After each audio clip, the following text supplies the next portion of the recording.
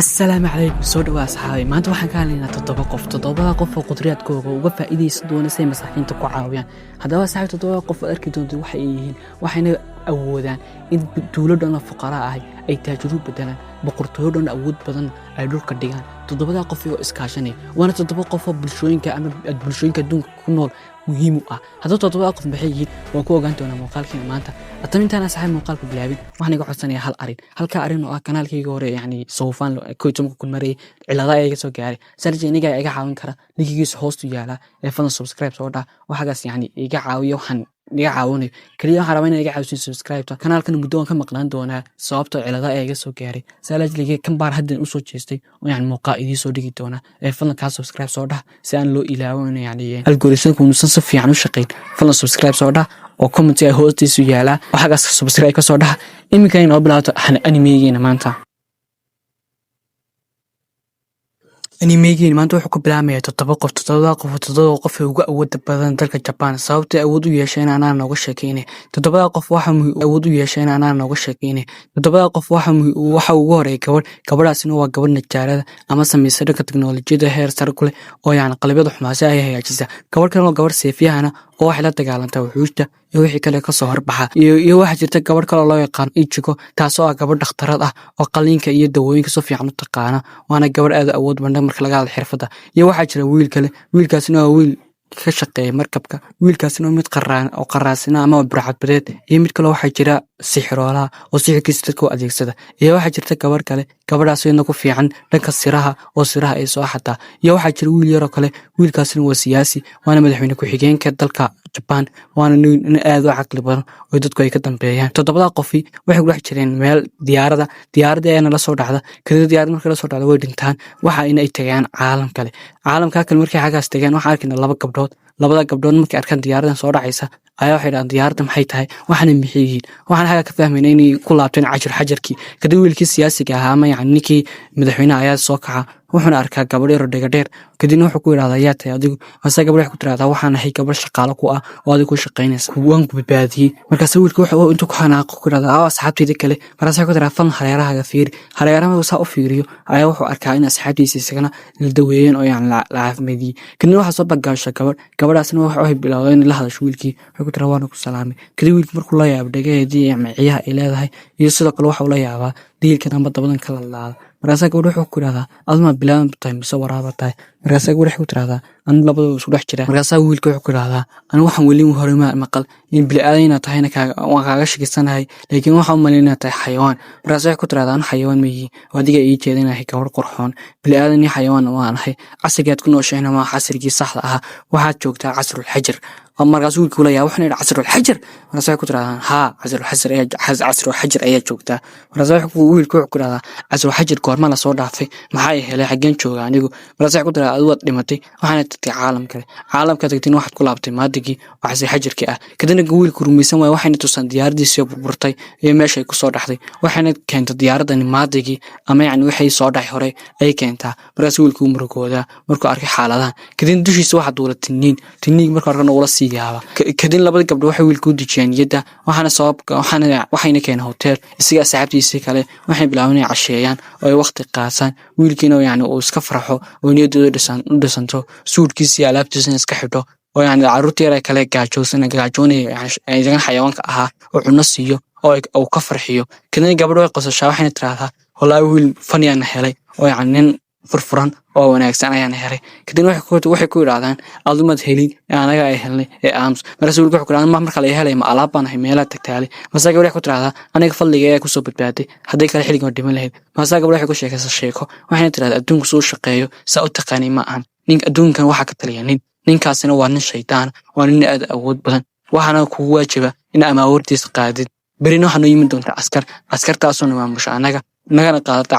cashuurtaasana awoodin xitaa waxay noo faa'iideynayaan cashuurtaas inay jirin markaas gabadho waxay la hadashaa ninkii waxay ku tiraahdaa orad meesha ka wareeg ku tiraahdaa kadib markuu wiilku isku naxo wuxuu bilaabay iskaga cararo markaas wiilku wuxuu ku yiraahdaa run walba runta sheeg waxba hayga qaranina fadlan waxaan isku dayanaa caawiye markaas gabadho waxay ku tiraahdaa mar adu maxaa ka galayaan maxaa naga caawinaysaa waxa waa dawladda markaas wiilku wuxuu ku yiraahdaa waxaan ahaa siyaasi waxaan ahaa madaxweyne ku xigeen waxaan ahaa nin ciidamo far badan ay ilaaliyaan oo ah ninka Japan ilaaliya wuxuu ku yiraahdaa saddex qaanuun ee tigsanina saddex qaanuun waa in ka hor qof aan cashuur la weydiin laba waa in qofku ahaa muwaadin sax oo dhibaato uusan geysan magaalada geysan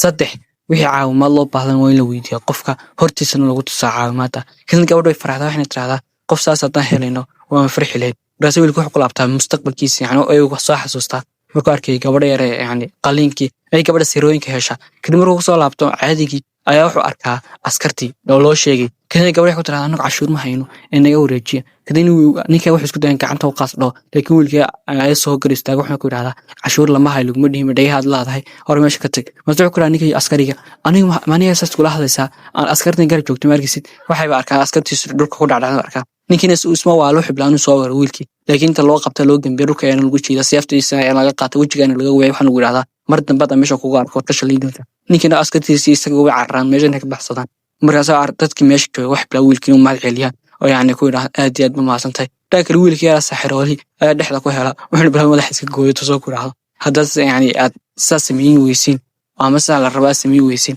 saasoo kale madaxna iga wada jarjari wuxuuna bilaa inuu wiilka ka cabsiyo oo yani ka tooxsado kadib ragga waxay bilaabeen aad u sii cabsadaan oo tuuladii ay mar dambe aysan ku soo laaban oo saa looga nadiifiyo kadib marka xaalku saas yahay ayaa wiilkii wuxuu yiraahdaa hadda waa inaan dadka yani masaakiinta aan sadaqada u qaybinaa oo aan tagna bakhaarada oo wixii yaala aan ka soo qaadnaa kadib waxay ku dhahdaan